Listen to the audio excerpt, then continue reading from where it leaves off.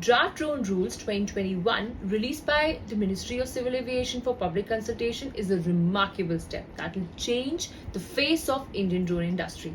Yes, you heard me right. It will replace the existing Unmanned Aircraft System Rule 2021 once finalized. Hi everyone, my name is Sasha and you're watching Drone Helpline. We have created this video to give you the quick takeaways from the Draft Drone Rule 2021 that is built on trust, self-certification and non-intrusive monitoring.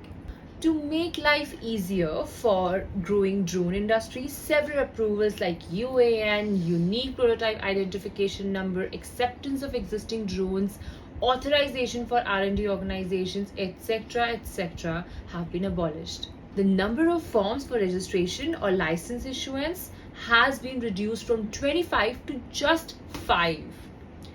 No security clearance will be required before any registration or license issuance. Quality Council of India and certification entities authorized by it have been entrusted with the responsibility to issue certificates of airworthiness for any drone manufactured in India.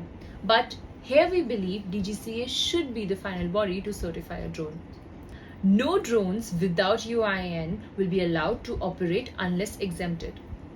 Coverage of drone based on weight has now been increased from 300 kgs to 500 kgs. It will now boost the development of heavy payload drones, including drone taxis in India. The fee too has been reduced to a nominal level with no linkage with the size of the drone. Now coming to the Digital Sky platform. The government plans to develop it as a business-friendly single-window online system with minimal human interference. Most of the permissions will be self-generated with an interactive airspace map segregated in red, yellow and green zones. The good news is that for flying within the green zone, you neither would need permissions for up to 400 meter nor for up to 200 meter area between 8 and 12 kilometers from the airport perimeter. Yellow zones have been reduced from 45 kilometers to just 12 kilometers from the airport perimeter.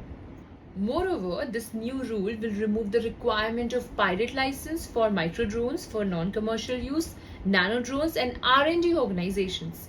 With a vision of kick-starting the drone industry without many barriers for small organizations, integration of safety features like NPNT, real-time tracking beacon, geofencing, etc. are to be notified in future, and a 6-month lead time will be provided for compliance. Another positive thing about this rule is that maximum penalty has been reduced to just 1 lakh.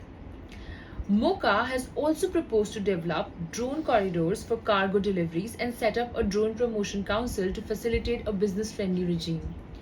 Lastly, restrictions have been relaxed to some extent on drone operations by foreign-owned companies registered in India. These were some major highlights of the new Draft Drone Rules 2021. Food for thought. This decision to liberalize the drone policy even after the recent drone incidents that happened in J&K showcases the government's bold approach to promote the use of the drone and focus on the development of counter-drone technologies to address the threat posed by other rogue drones.